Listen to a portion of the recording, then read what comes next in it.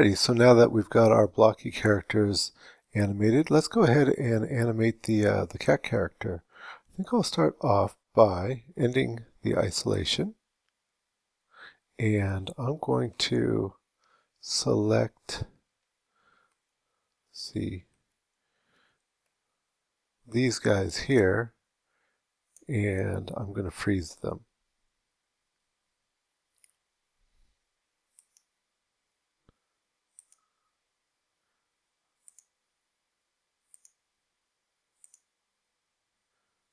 Okay, and then the princess, I'm going to go ahead and unfreeze her.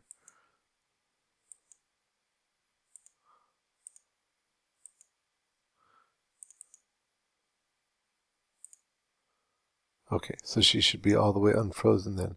And then the next thing I'm going to do is just grab both these guys and isolate them. Because what I'll do is I'm just going to make the princess's movements match his. Okay, that seems like a pretty good place to start. Now, the first thing that I would do before I do anything else here is I'm going to change her stance, because I just found when I was practicing this before that because of her leg being straight, then it caused me some real problems. So before I do anything at all, I'm going to freeze her body again. And I'm going to also make it see-through. Alright. Next thing I'm going to do is sort of straighten her out a little bit.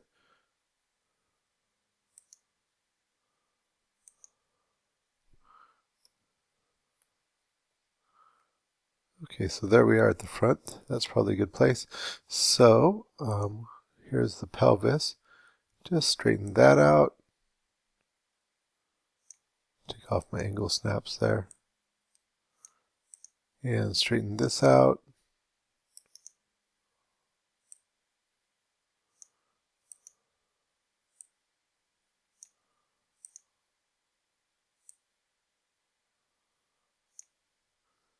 Okay, so that's the front. Let's look to the left. There they are.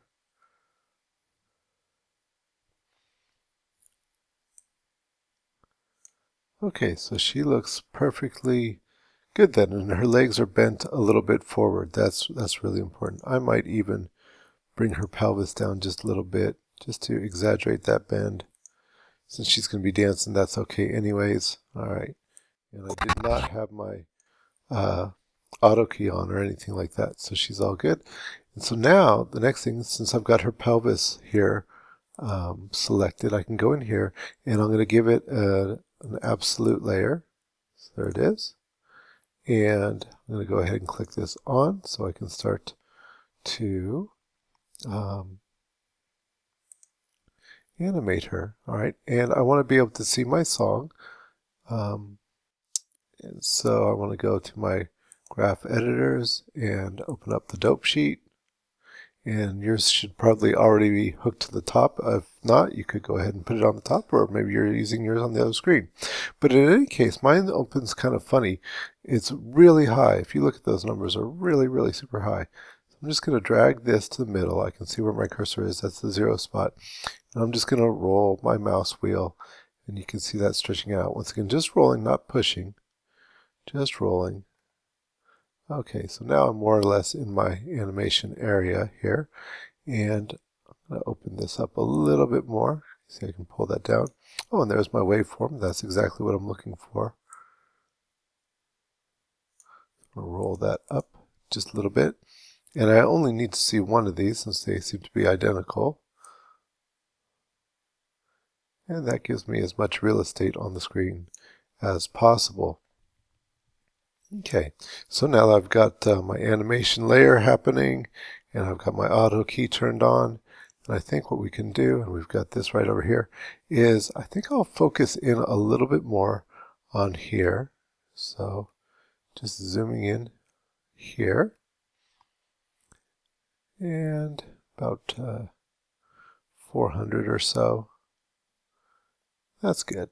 And then I think I'll do the same thing with the timeline. And the easiest way to do it would just be to go to this configuration, start it at 0, and go to 400. Okay.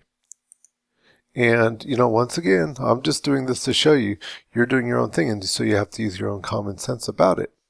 Okay, so let's see, where do we start? Okay, so the first thing we have is that this guy's sort of bending over a little bit, so I'm going to do that with her as well. So I've got my rotate tool, like this. Might as well grab the head as well, down a little bit, and it looks like he's got the one arm going forward at that point. So I'm going to do that, bring that one forward. All good. And then I'll just move this over, probably to the next beat. In fact, here I'm going to zoom in even a little bit more. Why not? It's so easy. I really like this timeline. So easy to work with.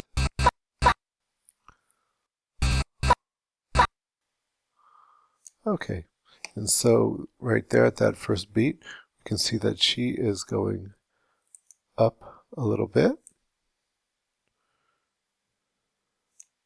And the arms, let's see here. We got this other arm going up.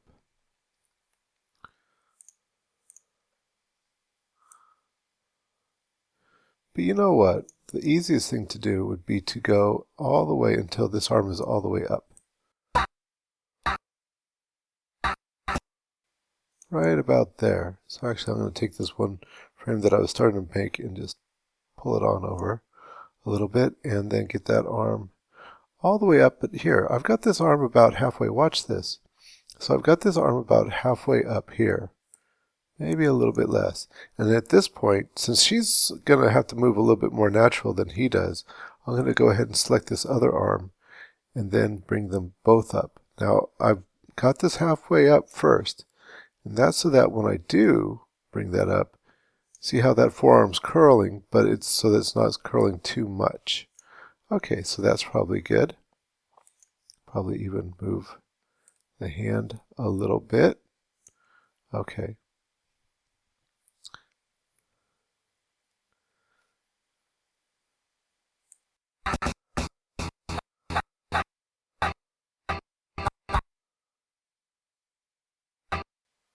Okay, so right about here, it looks like we've got this one all the way down. So we're going to grab that, bring it down, and the forearm, bring that one down as well. Okay, so I've got now two keyframes for those guys. Meanwhile, this one is going up, so I'm going to do kind of the same thing where I just rotate that up a little ways. Then I'll go ahead and grab the forearm as well to complete the motion. And by now it looks like she is definitely ready to go back. Okay, that's good.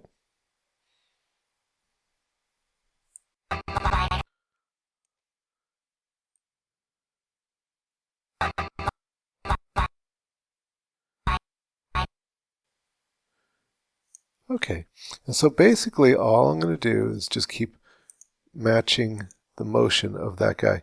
So right here you see his arms up. Instead of moving this manually, reposing it, let's see, this arm must have been up at this keyframe right here, right? Because this one, it would have been down, right? And so at this one where it's up, right here, I can probably grab this one right here that just happens to be highlighted. In fact, I'll grab it for the whole arm. Watch, I'll just go double click. So I've got it for that whole arm. I'm going to grab this one and oops, and shift, hold down the shift key there and move that. And then I'm going to go to the next one.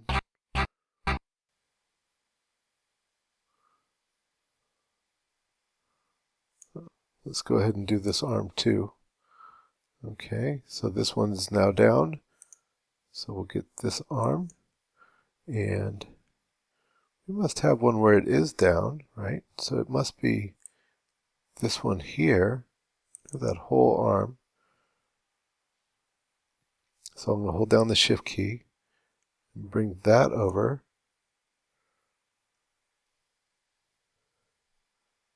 It seems like it could be more down than that.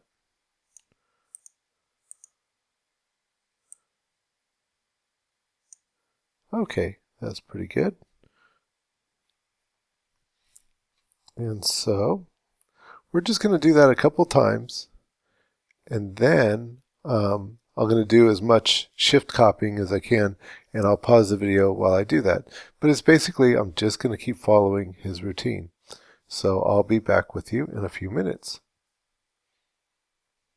Okay, and as I continue to just make these keyframes, you'll see that I've got a pattern starting to grow here.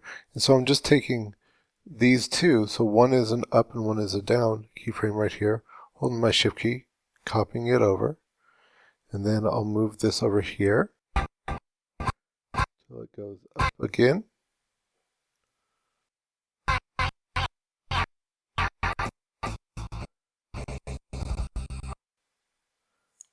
And down again. And so then I can probably just go ahead and Shift copy that over again, and that should match his movements.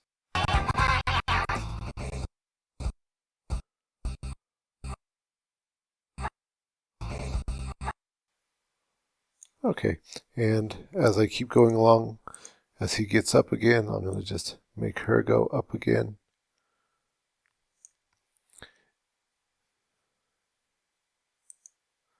Alrighty, and whenever I'm selecting these, remember I'm selecting the whole arm, and that way I get that whole movement all at once.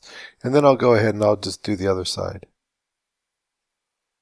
I just wanted to point it out as I continue to do this, how expanding this timeline up here greatly, right? So that's really, really expanded, is really helping to make the movements, because if I was to move down here with all these frames, it'd be hard to make subtle movements. But with this really greatly expanded, I can go and it moves very slow. So I can see like, okay, right there, you know, that's where that arm went up for this one. So once again, I've got that keyframe and I can just move one of those keyframes over, holding down my Shift key and moving it so I don't even have to move the arm, and that's all good. So yeah, expanding this makes all the difference in the world as to how smooth it's going to go. Okay, well I'm back. I've set all the keyframes to the arms to match my little Freddy character, and I must admit it was a little bit tedious. I think if I was you, I'd pick a less spastic dance, but here it is. Let's take a look at how it's going.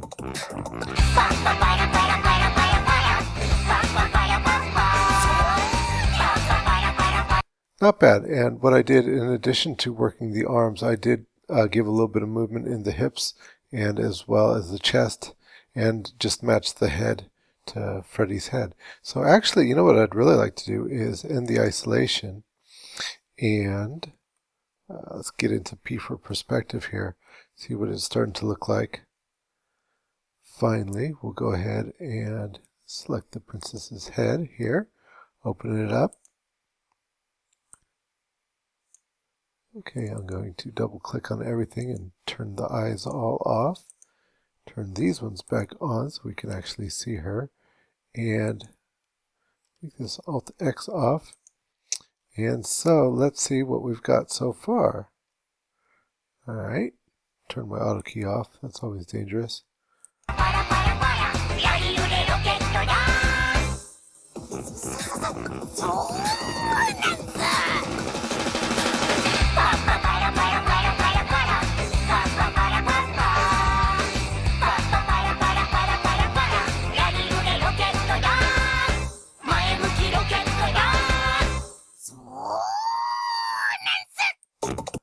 Okay, you can see the computer's having a real hard time keeping up with it.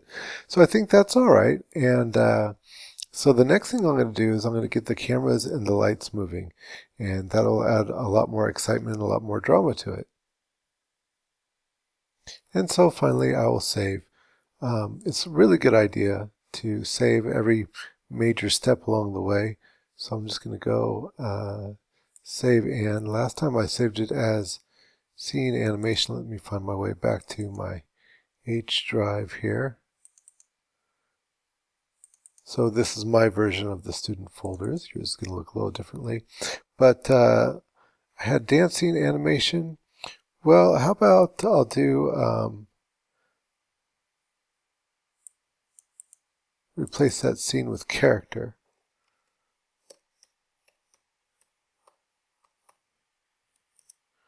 So it's my dance character animation. Anyways, that along with the date will just let me know which one it is. And like I say, it's just a good idea after all that work to save, and that way you won't have any troubles going forward.